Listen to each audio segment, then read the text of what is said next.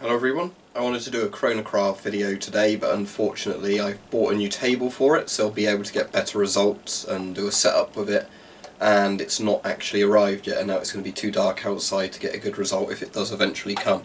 So I'll do another video with one of the rifles, and I thought it'd be good to do a series where I talk about each kind of sort of firearm or rifle, and what's good about that kind of series of rifle. So this isn't about the FAL today, it's about battle rifles in general. This is the only battle rifle I have, so I can only really talk about this one. But it's kind of more the concept of each type of rifle and what it's good and what it's bad at, sort of thing. So, battle rifles, the first battle rifle that was at least mainstream produced would have been the M1 Garand. And that was fed via a clip through the top of the rifle, so it didn't have a removable magazine. But it was at least a semi-automatic rifle with a full power cartridge, the American .30 caliber. So that was in service in World War II, and then near the end of World War II, sort of very early Cold War, different companies started developing battle rifles, which is essentially where you had select fire or semi-automatic magazine-fed rifles that shot the full power cartridges. So obviously my favourite one, the FAL. There's also the Heckler & Koch G3, which was developed from the Spanish semi-rifle. There's the Sturmgewehr 57, which also has another name with like the SIG series of rifle it was from, and that was a big one in either the 7.92 and 7.62 version, which is a really ugly rifle, but it's quite interesting. And there was a few other rifles as well that developed, like the American M14. And basically the idea is that you can have a semi-automatic rifle fed via its magazine here, underneath, with a full power cartridge that offers long range. It's designed to basically do what a bolt action rifle did, it's just semi-automatic. So obviously the advantages of the rifle is you have a very powerful cartridge with long distance on it, similar to a bolt action rifle. They're very robust rifles. You've got pretty good accuracy of them because of the barrel length, although lots of these were designed to be mass produced, so you're sacrificing a bit of accuracy for reliability and cheapness and speed of production.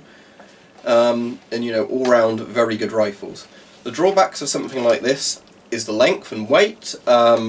See, the length is not good for room clearing. As you can see, I'm holding it up in a room, and the length of this thing is crazy. It's the same, pretty much an exact same length of my Lee Enfield.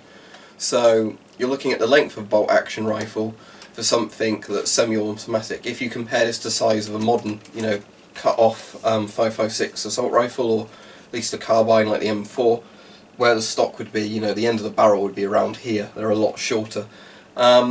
So that's a disadvantage. It's heavy. The weight on the FAL is at least well balanced. As I said, though, this is a deactivated one, so the weight's going to be reduced a bit from missing internals. People did tell me in the comments before that have actually used these that they aren't fun to lug around all day just simply because of the weight and length of them, which can be obviously a bit off-putting, especially compared to sort of more modern rifles, which obviously do weigh a lot less. This is also the version with the plastic furniture. If I had the wood furniture on it, it'd be even heavier. At the moment it's probably about 3 to 4 kilograms, but yeah, with everything on it, it'd be closer to 5 kilos for one of these. So, as we said, the advantage is very powerful round, good long range, but disadvantage is they weigh a lot. You can't move them around as well, low manoeuvrability because of the weight and length. Not as good for urban combat as said, because simply of how long it is, it's very difficult to navigate this around a doorway properly. If you've got it up and slicing the pie or whatever, it's a very long rifle. These were compatible with rifle grenades.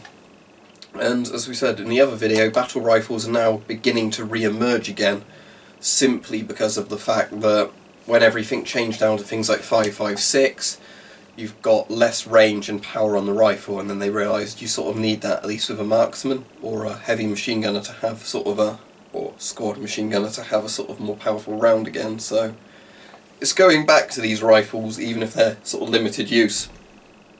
So I think that's pretty much what there is to say on battle rifles. Sort of an interesting concept that's now been changed to having a couple of these in a squad that are a bit more sort of, higher tech, more expensive, with sort of normal 5.56 assault rifles. So I'll do some of these videos as well on assault rifles, pistols, shotguns, things like that, bolt action rifles, and some of the odd sort of guns from history that no longer really exist anymore as a concept. Things like the M1 carbine, which aren't don't really exist anymore. I suppose you could compare it almost to a modern assault rifle in many ways, but it's also not, because it uses a more powerful pistol round, not an actual rifle cartridges. But there we go. So hopefully the series will be interesting. I'll be doing one for each type of gun, as said, and you might learn a bit, hopefully, or I might learn a bit from people who know more than me, commenting about sort of the good and bad, the drawbacks and pros of each rifle type and thing like that, because, as said, you can never have one perfect gun. You can have a gun that's designed to do one job and it can do it very well. We can have something that does several jobs and doesn't do any of them as well. And then you can also have the problem where lots of armies make the mistake of issuing one thing without any other sort of support weapons, and then finding problems, and you're a bit stuck. So anyway, hopefully you'll like the series when I do more videos on it.